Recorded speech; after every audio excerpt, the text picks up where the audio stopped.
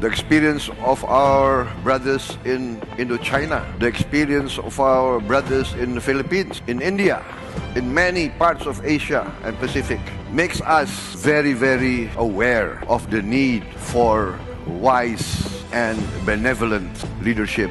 We are the most affected by big power competition. Therefore, in our experience during the last 40 to 50 years, we have come to our own, the Asian way of resolving these challenges.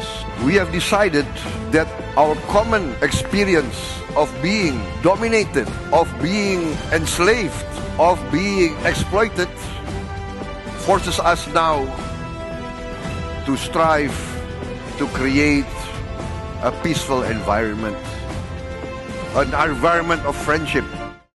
Jadi saya berharap pribadi ini, saya berharap pemimpin-pemimpin kita ya carilah yang punya kualitas yang ya jangan hanya populer gitu.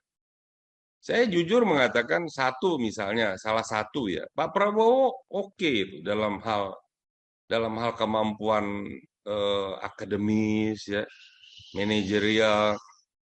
Kalau beliau bicara di kancah forum internasional, apalagi dia dengan tanpa teks, dengan bahasa Inggrisnya, bahasa internasional yang lain yang dimiliki, dia saya lihat mampu meyakinkan dan menyampaikan konsep-konsep itu. Jadi tanpa harus membawa iPad begitu ya. Ya kita sudah harus punya juga pemimpin yang memang setara dengan kelas-kelas dunia begitu.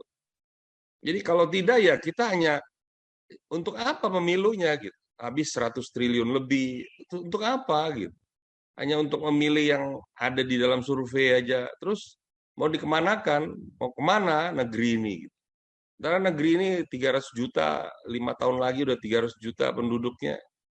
Apakah tidak melihat itu berpotensi menjadi masalah kalau tidak dipimpin oleh orang-orang yang punya kemampuan ya, bukan kompetensi lagi, kemampuan real, konkret, ya baik dari intelijensianya, kemudian intelektualnya, kemudian tentu dari sisi kemapanan mentalnya, ya juga fisiknya, sehingga networkingnya juga broad-minded juga, tentu kedalaman ideologinya juga, akarnya di Indonesia, budaya di Indonesia, dan ini membuat nanti ada jati diri Indonesia dalam figur